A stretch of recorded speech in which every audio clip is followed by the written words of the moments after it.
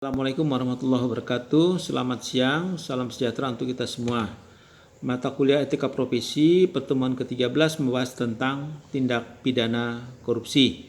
Nah, untuk itu saya akan bahas pertama adalah dalam kaitan dengan pengertian korupsi, perspektif korupsi, kemudian faktor penyebab korupsi, jenis-jenis korupsi, kemudian upaya-upaya pemberantasan korupsi dan strateginya. Nah, yang pertama adalah kaitan dengan pengertian korupsi. Pengertian korupsi ini terus berkembang dengan begitu banyak definisi. Hal ini disebabkan karena definisi korupsi dapat ditemui dalam berbagai perspektif, baik melalui arti kata ya secara harfiah, bisa juga pendapat para pakar, maupun juga bisa berdasarkan pengaturan atau legislasi.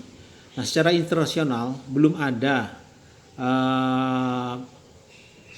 pendefinisi atau pengertian dari korupsi yang menjadi acuan di seluruh dunia. Nah, korupsi atau ada kata lain adalah seperti rasuah ini bisa bermakna busuk, rusak atau menggoyahkan, memutarbalikkan, menyogok ya. Artinya adalah tindakan pejabat publik baik politisi maupun pegawai negeri serta pihak lain yang terlibat dalam tindakan yang secara tidak wajar dan tidak legal menyalahgunakan kepercayaan publik yang dikuasakan kepada mereka untuk mendapatkan keuntungan. Dan dalam arti luas, korupsi ini bisa berarti korupsi politis, yaitu penyalahgunaan jabatan resmi untuk keuntungan pribadi. Nah, korupsi juga bisa perilaku pejabat publik yang secara tidak wajar dan tidak legal memperkaya diri sendiri dengan menyalahgunakan kekuasaan publik yang dipercayakan kepada mereka. Nah, ini adalah pengertian dari korupsi.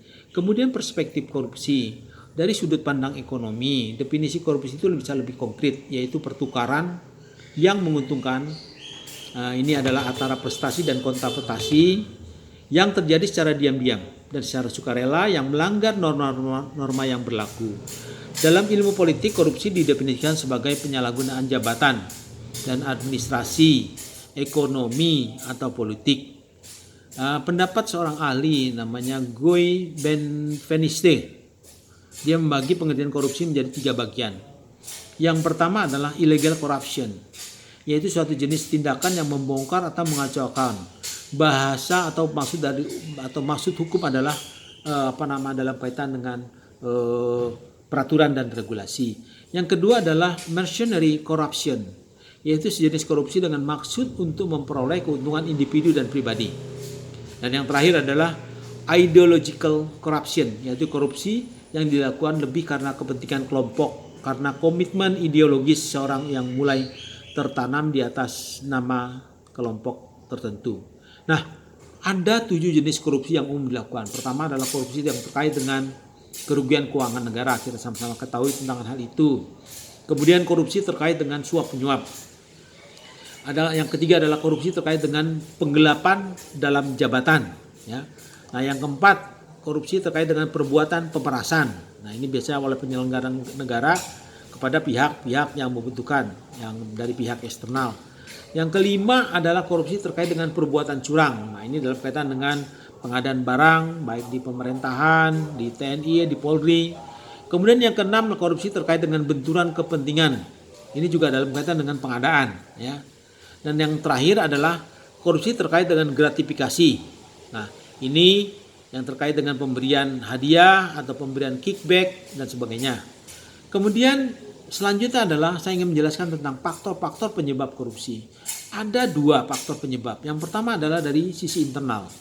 Yang pertama adalah karena aspek sifat tamak atau greedy. Yang kedua adalah kehidupan yang konsumtif. Yang ketiga adalah karena moralitas. Nah, kemudian dari sisi eksternal ini adalah karena dipengaruhi oleh sosial, politik, hukum, dan ekonomi.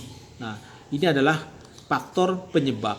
Nah, kemudian kita ketahui ada nilai-nilai anti korupsi. Yang pertama, kejujuran. Kedua, kepedulian. Ketiga, kemandirian. Keempat, kedisiplinan. Kelima, tanggung jawab. Keenam, kerja keras. Ketujuh, sederhana. Kedelapan, keberanian. Dan ke-9 adalah keadilan. Nah, ini adalah nilai-nilai anti korupsi. Bagaimana prinsip anti korupsi? Yang pertama ya tentunya adalah akuntabilitas, ada transparansi, ada sesuatu yang sifatnya kewajaran. Yang keempat adalah kebijakan, yang terakhir adalah kontrol kebijakan. Nah, dalam kaitan dengan pemberantasan korupsi ini adalah sesuatu atau serangkaian tindakan untuk mencegah dan menanggulangi korupsi, baik melalui upaya koordinasi, supervisi, monitoring, penyelidikan, penyidikan, penuntutan, pemeriksaan, ini dalam sidang pengadilan. Nah, upaya-upaya pemberantasan korupsi ini ada 3 aspek. Yang pertama terkait dengan upaya preventif. Nah, ini supaya lebih awal mempersempit ruang gerak untuk orang melakukan korupsi. Nah, kemudian ada lagi upaya detektif. Ya, strategi detektif adalah usaha atau upaya yang diarahkan untuk mendeteksi dan mengidentifikasi terjadinya kasus-kasus korupsi. Kemudian yang selanjutnya adalah yang sifatnya represif. Nah, ini adalah strategi yang dilakukan yang agar perbuatan korupsi yang diidentifikasi ini dapat diproses, ya, dengan cepat, tepat, dan murah biaya. Nah, kemudian selanjutnya dalam kaitan dengan apa yang disebut strategi pemberantasan korupsi, ada beberapa cara bagaimana atau strategi dalam pemberantasan korupsi. Pertama adalah bagaimana kita melakukan perbaikan sistem. Nah, sistem yang tidak memungkinkan adanya peluang untuk melakukan tindak pidana korupsi. Nah, kemudian ada yang sifatnya edukasi dan kampanye. Nah, ini adalah agar orang tidak melakukan korupsi, dikasih bentuk-bentuk membangkitkan kesadaran masyarakat dampak dari korupsi, mengajak dengan upaya gerakan pemberantasan korupsi, kemudian juga membangun perilaku dan budaya anti korupsi.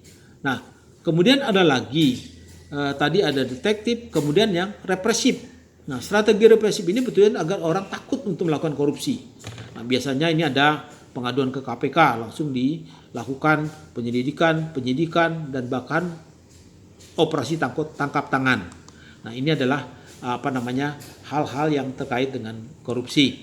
Nah, bagaimana supaya kita dalam kaitan dengan ini tidak terlibat dengan korupsi? Nah, kita tidak melakukan pembiaran, kita melakukan upaya dengan melaporkan, ya, tidak melakukan kong kali kong, ya, dan tidak bersikap masa bodoh, ya.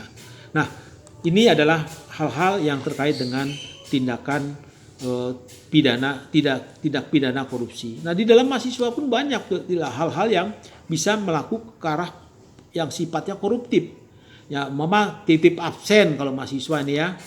Nah, ini kemudian mencontek. Ini adalah tindakan-tindakan yang mengarah sebenarnya pada tindakan koruptif. Nah, ini yang harus tidak kita lakukan, ya. Oleh karena itu kita lakukan upaya-upaya untuk menghindari tindakan-tindakan yang mengarah ke tindakan korupsi. Say no to corruption. Demikian, terima kasih. Wabillahi taufiq wa hidayah. Wassalamualaikum warahmatullahi wabarakatuh.